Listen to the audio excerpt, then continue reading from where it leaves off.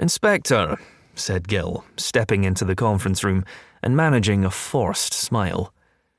"What a pleasant surprise." George Wiley turned from his hushed conversation with the younger man seated at the table beside him. "Ah, McArdle. You're probably not aware I've had a bit of a bump-up since we last spoke. It's Detective Chief Inspector these days." He stood to shake Gill's hand, but almost recoiled when he saw Gill's clothes. "I've got to say, normally you look like crap, and today is no exception." Gill glanced at his trousers, then at the two men in turn. "Honest Perthshire topsoil, Chief Inspector. Nothing else." Wiley pointed at the younger man. "This is Alec Lillico. He's my detective constable." "We've met," said Gill, nodding in Lillico's direction. "Back in March, DC Lillico charged me with trespass at Earth Church, and he took a statement from me after I was attacked on the Isle of May. Thanks to your professor friend, the trespass charge didn't go to court," said Lillico. "And the people who tried to throw me off the island still haven't been caught," Gill responded. "Not yet," said Lillico. He was a head taller than Wiley, lean to the point of being skinny, and not yet out of his 20s. "Sure," said Gill, waving a hand as if dismissing his own complaint. "So, DC Lillico, I do hope you're enjoying rubbing shoulders with Scotland's finest." Lillico glanced from Gill to Wiley, but said nothing. "Isn't this sweet?" said Wiley. "We're all playing along nicely, like a regular bunch of pals." "What can I do for you?"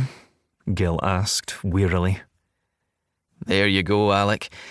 It's like I said, and just like you. A man who gets straight down to business." Just busy, George. Just busy." "With my recent promotion came a new role," Wiley began in a pompous voice.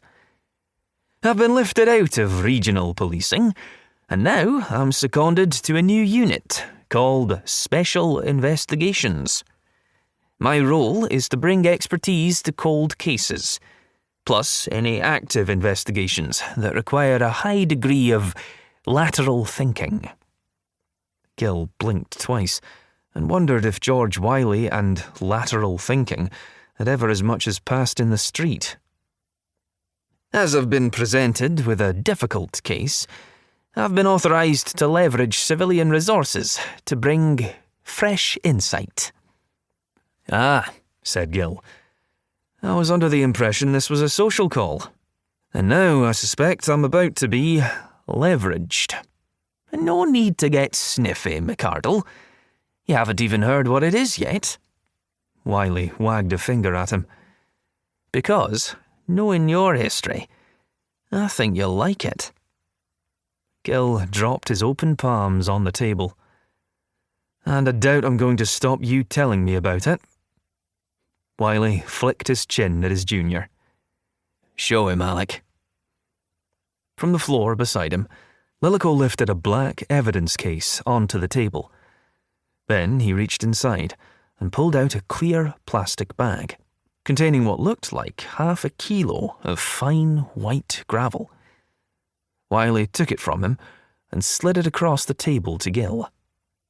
Gill caught the bag and took it in his hands to examine the contents.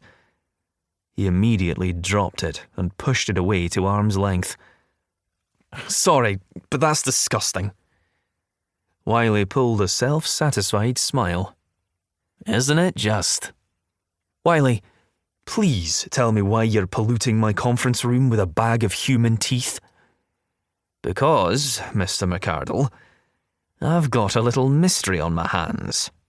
"But aside from professional curiosity, what's this to do with me?" "Because when the shit hits the fan, your problems generally end up in my in-tray.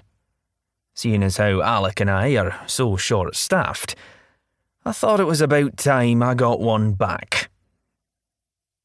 to keep listening to this audiobook. I've left you a link in the description so you can do it at no cost thanks to Audible's 30-day free trial.